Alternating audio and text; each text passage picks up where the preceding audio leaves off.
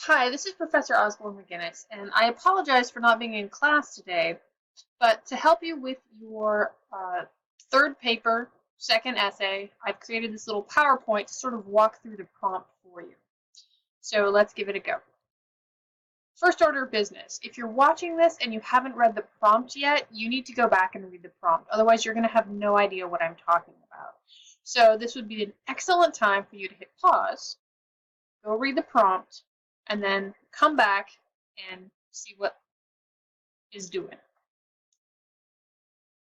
So now that you've read your prompt, good job, let's talk about the Postman quote. And what I've done is you're essentially going to write an essay, an argumentative essay, using the theories that Postman puts forth in chapter 5, specifically focusing on this particular quote that says, when the supply of information is no longer controllable, a general breakdown in psychic tranquility and social purpose occurs. Okay? So he establishes these two things, and then without defenses, people have no way of finding meaning in their experiences, lose their capacity to remember, and have difficulty imagining reasonable futures. So I ask you to sort of give a full explanation of not only this quote, but the chapter in which it occurs, which is chapter 5. More specifically, you need to make sure that you're talking about what does he mean when he says defenses. We're not talking about physical defenses. We're not talking about fences and guns and dogs. He's talking about the defenses that sort of allow us to understand which information is good, which information is bad, what has value, what has no value. How do we skim through and decide what's important and what isn't? That's essentially what he's talking about. And then he says the ultimate breakdown means that you can find no meaning in your existence, losing your capacity to remember. You need to go and figure out what it is he's exactly talking about that. Is it just like the forgetting of culture, the fact that everything is new, nothing has any value? You'll have to go back and figure that one out. And then, of course, have difficulty imagining reasonable futures, right? When one is so overwhelmed and all their social purpose breaks down, of course, they'll have a hard time imagining reasonable futures.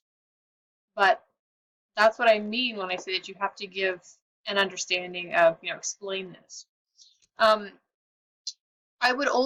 think I would recommend doing an introductory paragraph, and then your next paragraph could be an explanation of Postman, or you could put Postman in your introductory paragraph. It's up to you. It depends how you feel like your paper wants to progress. But either way, you have to have a full explanation of chapter 5 from Postman with any references to anything that's occurred in the other chapters that we've read. You won't have to look at anything other than that in Postman, just the chapters we've read, specifically chapter 5. So again, I said you need to explain and define the specific terminology, and in doing so, you need to use examples from Postman's writing himself, because this is his theory. He sets up the parameters. He explains specifically what it is he means. You need to make sure that you're using the same language he does, and you're not, inputting your own ideas. You using your ideas will come later. So let's look what's next. So this is where you come into it. So you need to link Postman's theories to the real world. Essentially, you need to make an argument for why these things align or these things really don't align with Postman's idea. And in the prompt, I specifically talk about pornography, more specifically the fact that Playboy magazine no longer publishes photographs of naked women. And the reason they do that is because with the internet, everything is super saturated with photographs of naked women. You can look them up at home, at work, at school. It's ill-advisable to do it at work, at school. But the thing is, there's no filters, essentially. You can, it's not like you have to go to a magazine store and go in the back and behind the curtain and purchase your pornography anymore. You can get it at home without having to do any of that. So Playboy magazine saw no real purpose for them to continue to publish what was at one point in time something that was very restricted, something that was very, very difficult to acquire. And so I give you that example, pornography unleashed on the world.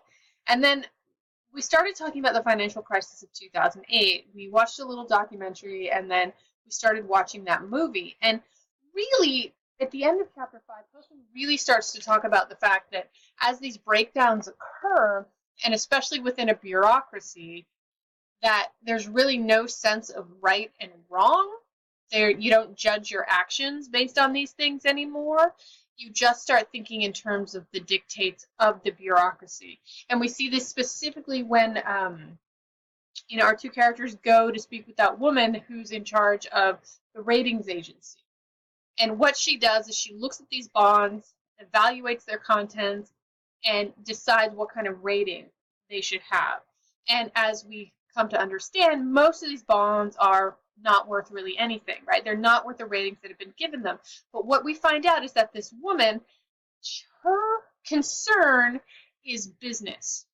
Her, getting the repeat customers that keep asking them to evaluate these bonds, not whether or not she's actually doing something that's good for the American people or good for, as it turns out, the entire world economy, but whether or not her company gets the business, whether or not she satisfies the dictates and mandates of her company.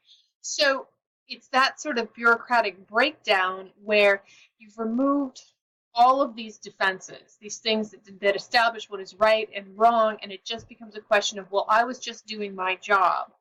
Which you'll see that argument again and again, especially when people do horrific things and then they are charged with it and they say things like, well, I was just doing my job. And in this particular case, that's that woman's excuse. Well, I'm just doing my job. I'm doing what my boss told me I should do. So don't blame me. It's somebody else. So we have two examples here. You can use one of these examples in your paper. That's completely fine, because I understand that this is a very broad topic and you might not have anything that you really want to talk about. That's fine. But do remember that if you possibly have something else that you want to talk about, please do it, because it gives me something new to read, and I enjoy that because I have to read 8 of these papers. So feel free to branch out. And remember, your paper doesn't have to be about pornography or the financial crisis, but it does have to be, it has to focus around some sort of, information overload and ultimately some sort of breakdown within social structures. Okay, good. Next. So your objective, this is where the argumentation component of your paper comes in, is Postman correct? I've given you 2 examples where Postman works out, but does it ultimately result in, the complete and total psychic breakdown of humanity, right? Do we become a race of people who have no vision of our future, right? Who are just sad and pathetic? Does that happen when we get these breakdowns, this information overload, when we're given more than we could possibly handle? Does that happen?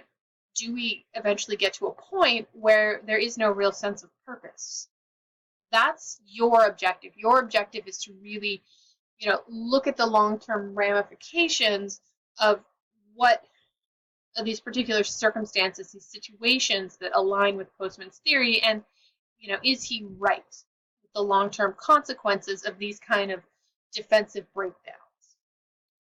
You need to make sure that you have 4 outside pieces of source material, 2 of which have to be academic. That means they have to be from journals, and the other 2 can be magazine articles, newspaper articles, interviews from NPR. It's up to you. At least one of these must be used for your refutation paragraph.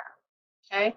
3 for your primary, for your argument, and then 1 must be in the refutation paragraph. Because remember, it's an argumentation paper, so you have to have a paragraph that's going to refute your claims. So you need to see the full circular argumentation. That's it. Oh yeah, rough draft. So I was looking at our directions for the course, our schedule, and it said that the rough draft was due on Tuesday. I don't think that's enough time.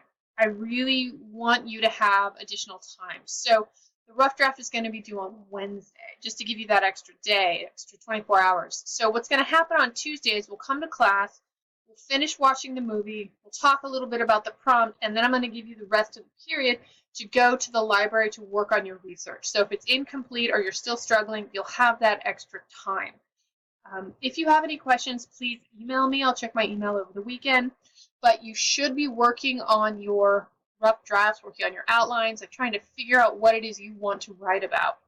On Tuesday, I'm going to ask you to talk about your ideas in class, just so if you're on spot and you know exactly what you're doing, your ideas might help somebody else to formulate their ideas, or vice versa. If you're struggling and someone else knows what they're doing, it might help you to formulate your plan. So again, I do apologize for missing class. If you have any questions, please email me and I will get back to you as soon as possible. Thank you for watching my video. I hope it was helpful.